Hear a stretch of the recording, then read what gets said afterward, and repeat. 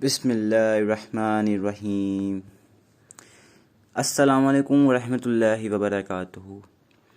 کیا آپ جانتے ہیں کہ اللہ نے ہمیں کتنے دین دیے ہیں؟ کان الناس امۃ واحدہ، انسانوں کا ایک ہی دین ہے، یعنی ایک امام اور ایک ہی جماعت ہے، ایک ہی دیا ہے جس کو قرآن کہتے ہیں، جو ہمارے آخری نبی محمد سلام علیہ پر نازل ہوا۔ لیکن کیا کبھی آپ نے غور کیا ہے کہ اس ایک دین میں کیا دو دین ہو سکتے ہیں؟ یقیناً آپ کہیں گے نہیں۔ تو پھر غور کیجئے اس آیت پر۔ اللہ کا فرمان ہے، کسی بھی انسان کے لیے جائز نہیں کہ اللہ اسے الکتاب دے، یعنی حکم و نبوت دے، اور پھر وہ لوگوں سے کہے کہ تم اللہ کی سوا میرے غلام بن جاؤ، بلکہ وہ کہے گا تم رب والے بن جاؤ، اس وجہ سے کہ تم الکتاب کی تعلیم دیتے ہو اور تم الکتاب سے درس دیتے ہو۔ اس آیت سے نبیوں کا مقصد بیان کیا ہے، کونو ربانین، رب والے بن جاؤ، مطلب وہ رب والے بناتے تھے، رب پرست بنو۔ دوسرے لفظوں میں اگر ہم اس کو ربانیت کا نام دیں تو غلط نہیں ہوگا۔ اب اس کے مقابلے میں آپ کوئی بھی لفظ لے آئیں تو وہ اس کے برعکس ہی ہوگا، جیسے کہ مادیت یعنی مادہ پرستی، حیوانیت یعنی حیوان پرستی، اسی طرح انسانیت انسان پرستی۔ یہاں سوچنے کا مقام ہے کہ کیا قرآن انسانیت کا درس دیتا ہے؟ آخر یہ لفظ ہیومینٹی یعنی انسانیت کہتے کس کو ہیں؟ اس کا لفظی مطلب کیا ہے؟ دو الفاظ پہ غور کیجئے، انسانیت اور ربانیت۔ ان میں یت مشترک لفظ ہے۔ اردو میں جن الفاظ کے آخر میں یت لگ جاتا ہے تو اس کا مطلب پرستش یا عبادت کے معنوں میں آ جاتا ہے۔ جب آپ انسانیت اور ربانیت دونوں الفاظ کو سامنے رکھ کر غور کریں گے تو آپ کو خود ہی اس کا مطلب سمجھ آ جائے گا۔ آئیے اب کچھ اہم نکات کی جانب بڑھتے ہیں۔ نمبر 1، انسانیت ایک دین، دھرم، مذہب کا نام ہے۔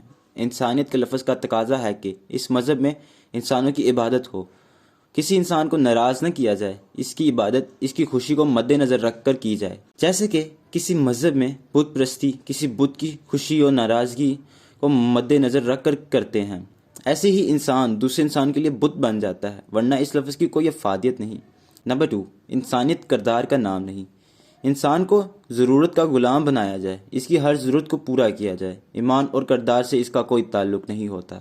اس لیے مادیت اور انسانیت میں چولی دامن کا ساتھ ہے، ایمان اور کردار سے اس کا کوئی تعلق نہیں۔ یہ نکات تو ہو گئی انسانیت پر، اب تھوڑا ربانیت کے نکات پر غور کر لیتے ہیں۔ نمبر 1، اللہ کو لا شریک حاکم ماننا۔ ربانی رب والا بننے کی شرط یہ ہے کہ رب کے ساتھ کسی کو شریک نہ ٹھہرایا جائے اور ہدایت بھی اسی سے لی جائے، جس طرح کہ سورہ نمبر 20 کی آیت نمبر 50 ہے، قال ربنا الذی اتی کل شیء خلقہ ثم ہدی، کہا ہمارا رب وہ ہستی ہے جس نے ہر شے کو اس کی شکل و صورت عطا کی اور پھر اس نے رہنمائی بھی دی۔ نمبر 2، حکم الہی پر عمل کرنا فرض ہے، اور فرض کیا ہے؟ ان الذی فرض علیک القرآن، بے شک جس نے آپ پر قرآن فرض کیا ہے۔ دین اسلام میں صرف ایک اللہ کی غلامی اختیار کرنا ہوتی ہے۔ انسانوں کو اپنی ذاتی خواہشات تقاضوں کو زیادہ سے زیادہ قربان کر کے صرف اپنے اللہ کے حکموں پر چل کر اس کی رضا حاصل کرنی ہوتی ہے۔ اگر اس کے ساتھ کسی بھی طرح کا شرک کیا جائے تو وہ دائرہ اسلام سے خارج ہو جاتا ہے۔ قرآن اس کا درس نہیں دیتا کہ انسانوں کی غلامی اختیار کی جائے۔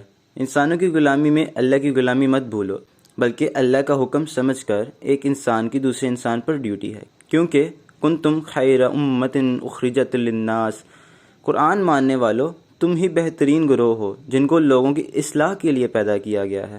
ہمارا بیسک مدعا یہ ہے، انسان کی خدمت کرنا منع نہیں ہے کہ جو ڈیوٹی اللہ نے ایک سربراہ مملکت پر عوام کی خدمت کے حوالے سے لگائی ہے وہ پوری کی جائے۔ عوام اگر کرپٹ، چور، زنائی ہے تو سربراہ مملکت نے یہاں مذہب انسانیت کے نام پر ان کو ریلیف نہیں دینا، بلکہ اللہ کی حاکمیت، ربانیت کے پیش نظر جو ان کی سزائیں ہیں وہ سربراہ مملکت دینے کا مجاز ہے۔ عوام کرپٹ لیڈر کو اور لیڈر کرپٹ عوام کو اللہ کی عدالت میں کھڑا کرے گی۔ ربانیت کے دائرے میں آپ نے انسانوں کے بھی خیر خواہ بننا ہے، لیکن انسانیت میں انسانوں کی ضروریات پورا کرتے کرتے ہی ساری زندگی گزر جائے گی اور اپنے اصل مقصد جو کہ قرآن سنانا اور اس پر عمل کرنا ہے سے دور ہو جاؤ گے۔ حال آپ کے سامنے ہے، لوگ انسانیت ہی کی فکر میں ہیں، پھر بھی معاشرے میں امن نہیں ہے۔ اصل میں جب تک اللہ کے قوانین نافذ نہ کیے جائیں تو امن قائم نہیں ہوگا۔ اللہ کی رضا کی خاطر اور قرب حاصل کرنے کے لیے اللہ کے حکموں کی تعمیل کرنا فرض ہوتا ہے۔ یہ اللہ کی رضا حاصل کرنے کے لیے لوگوں سے محبت ہوتی ہے، صرف اور صرف اللہ کی خاطر۔ یہ سب ربانیت میں ہی آئے گا، کیونکہ اس کا صلہ اللہ نے دینا ہے، اور ایمان والے اس کا صلہ انسانوں سے نہیں بلکہ اللہ سے مانگتے ہیں۔ اب سنیں انبیاء کا مشن کیا تھا۔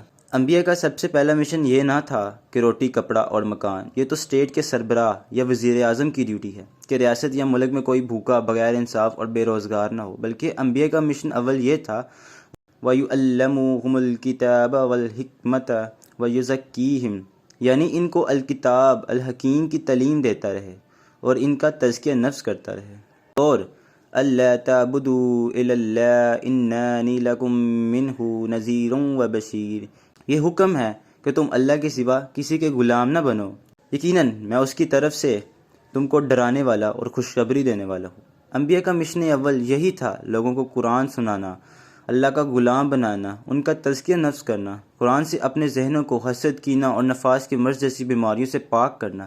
جب اس طرح کی بیماریوں سے پاک ہو جائیں گے تو ایک دوسرے کا خیال ہوگا۔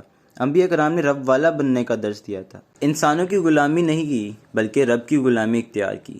ربانیت میں یہ نہیں آتا کہ صرف اور صرف اپنے آپ میں کھو جاؤ اور جنگلوں میں جا جا کر چلے کاٹو اور ملنگ بن جاؤ۔ قرآن آپ کو اس طرح کی ربانیت اختیار کرنے کو نہیں کہتا۔ ربانیت میں اللہ کا ہر حکم ماننا فرض ہو جاتا ہے، لیکن اللہ کی حدوں کی حفاظت بھی کریں، کیونکہ الذین آمنوا اشد حبا للہ، ایمان والے اللہ کی محبت میں شدید ترین ہوتے ہیں۔ لوگوں کی خاطر اللہ کے قانون نہیں ٹوٹنے چاہیے۔ انسانیت اور ربانیت میں ایک بہت بڑا فرق یہ بھی آ جاتا ہے کہ جو دل میں سوچتے ہیں کہ ہم نے یہ انسانوں کی مدد کی ہے، لیکن منہ سے اقرار کرتے ہیں انسانیت کی خاطر ہے، پھر بھی آپ کا ایمان خطرے میں ہے، کیونکہ قرآن پر قولاً فعلاً عمل کرنا فرض ہے۔ اصل میں اللہ کا قرب حاصل کرنے کے لیے لوگوں کا تزکیہ نفس کرنا اور ان کی مدد کرنا ربانیت ہے، انسانیت نہیں۔